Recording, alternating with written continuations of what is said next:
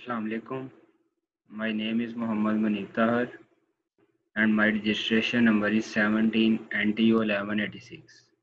My presentation topic is Artisan Console in Laravel.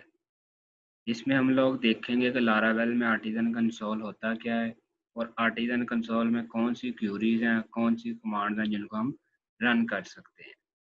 तो सबसे पहले हमारे पास आ जाता है व्हाट इज Artisan।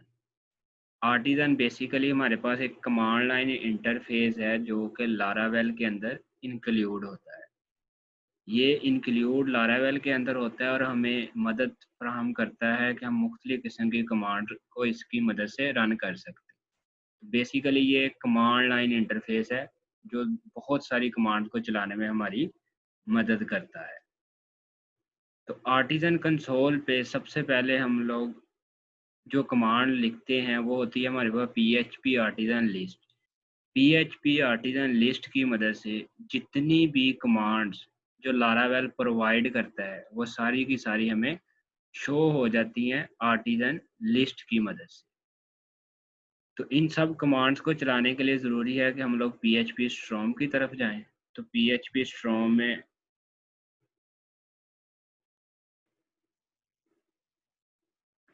टर्मिनल में जाके हम लोग फिर कंसोल की तमाम कमांड्स को लिखेंगे। टर्मिनल पे जाके क्लिक करेंगे तो यहाँ पे सबसे पहले हम कमांड लिखेंगे PHP आर्टिज़न लिस्ट। इसकी मदद से ये होगा जितनी भी कमांड लारावेल हमें प्रोवाइड करता है वो सारी की सारी हमें शो हो जाएंगी। तो जितनी भी कमांड है वो सारी की सारी हमें शो हो गई हैं, कंट्रोलर्स के लिए, पब्लिश के लिए, कैच के लिए, क्लियर के लिए और ऑथ के लिए। उसके बाद हम लोग कमांड लिखेंगे PHP आर्टिज़न सर्व। तो PHP आर्टिज़न सर्व बेसिकली लारावेल के इंजन को स्टार्ट करने के लिए यूज़ की जाती है। तो जैसे ही हम लोग PHP आर्टिज़न सर्व की कमांड लिखेंगे तो लारावेल का इंजन जो है वो स्टार्ट हो जाएगा। इसके बाद हम लोग नेक्स्ट कमांड लिखेंगे PHP आर्टिज़न हेल्प माइग्रेट। तो ये बेसिकली क्या करेगी, माइग्रेट करती है। लारावेल हमें माइग्रेट कर देता है टेबल को लारावेल से डेटाबेस के अंदर। तो जोन सी कमांड्स के अंदर हेल्पफुल हैं तो उनको फाइंड करने के लिए हम लोग कमांड लिखते हैं PHP आर्टिज़न हेल्प माइग्रेट। तो जोन सी भी कमांड है वो हमें शो हो जाएगी। इसमें क्वाइट है, हेल्प है, स्टेप है, env, ये सारी फाइल्स क्या होंगी, ये माइग्रेट के अंदर यूज़ की जा सकती है। उसके बाद हम लोग करेंगे PHP आर्टिज़न माइग्रेट। इससे क्या होगा PHP आर्टिज़न माइग्रेट से कि जितने भी टेबल हम लोगों ने लारावेल में क्रिएट किए होंगे वो ऑटोमेटिकली डेटाबेस में जाके सेव हो जाएंगे। इसके बाद हमारे पास आती हैं कुछ मेक की कमांड, मतलब हम कुछ नया मॉडल बनाना चाह रहे हैं, हम कोई नया कंट्रोलर बनाना चाह रहे हैं, हम लोग कोई नया टेबल क्रिएट करना चाह रहे हैं तो उसके लिए मेक की कमांड यूज़ करते हैं। तो सबसे पहले हम लोग लिखेंगे PHP आर्टिज़न मेक। सबसे पहले कंट्रोलर बना के देखेंगे कंट्रोलर। उसके बाद कंट्रोलर का नेम कोई भी रख लेते हैं, हमारे पास बैंक कंट्रोलर। तो इससे क्या होगा कि इसने एक कंट्रोलर क्रिएट कर दिया। कंट्रोलर के अंदर हम लोग डेटाबेस को कनेक्ट कर सकते हैं। डेटाबेस को के अंदर ऐड, एडिट, अपडेट, जितने भी क्यूरीज के फंक्शन चाहते हैं वो कंट्रोलर के ज़रिए हम लोग कर सकते हैं। उसके बाद हम लोग PHP आर्टिज़न मेक मॉडल का नेम रख लेते हैं बैंक। तो ये क्या करेगा, एक मॉडल बना देगा, एक क्लास बना देगा बैंक नेम की, जिसके अंदर हम उस डेटाबेस टेबल को और उसके तमाम एलिमेंट को एक्सेस कर सकते हैं। इसके बाद हम लोग फाइंड करना चाह रहे हैं कि आर्टिज़न का कौन सा वर्जन यूज़ कर रहे हैं। तो उसके लिए हम लोग यूज़ करेंगे PHP आर्टिज़न डैश वर्जन। तो ये कमांड हमें इसका वर्जन बता देगी जो हम लोग इसमें यूज़ कर रहे हैं। इसके बाद हमारे पास अगर हम कोई नया टेबल बनाना चाह रहे हैं तो उसके लिए हम लिखेंगे PHP आर्टिजन मेक माइग्रेशन, आगे टेबल का क्रिएट, और फिर जो जिस नाम से टेबल बनाना चाह रहे हैं, मैं चाह रहा हूँ बैंक के नाम से, बैंक टेबल। तो ये क्या करेगा, उसका एक टेबल क्रिएट कर देगा। ये माइग्रेशन वाले फोल्डर के अंदर हमें शो हो जाएगा। अब मैं चाह रहा हूँ कि मैं इसको कुछ एंटिटीज दूँ और वो ऑटोमेटिकली जाकर डाटाबेस में सेव हो जाए। इसके लिए टेबल स्ट्रिंग, इसमें हम लोग कह देते हैं नेम,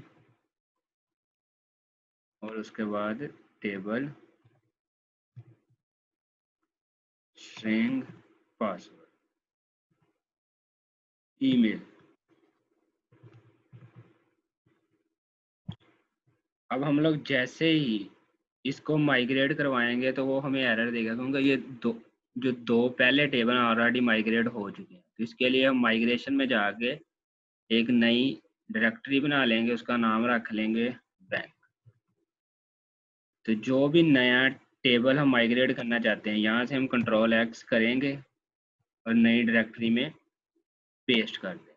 अब हम इस डायरेक्टरी को माइग्रेट कर लेंगे। तो ये करेंगे PHP आर्टिजन माइग्रेट, इसके बाद हम इसका पाथ देंगे, पाथ इक्वल टू है डेटाबेस, उसके बाद हमारे पास है ये माइग्रेशन, उसके बाद हमारे पास ये बैंक।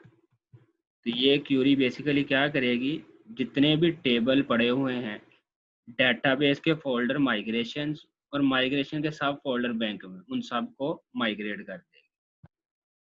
तो ये इसने जो बैंक का टेबल है वो डेटाबेस के अंदर माइग्रेट कर दिया है।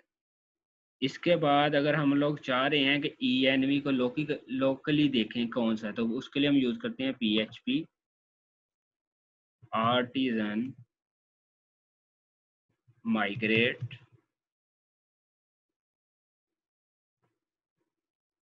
ENV equal to local.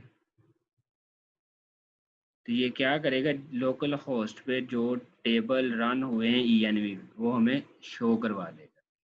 इसी तरह हम लोग PHP आर्टिजन लिस्ट, जितनी कमांड इसके अंदर यूज होती हैं हम सब उनको देख लेंगे।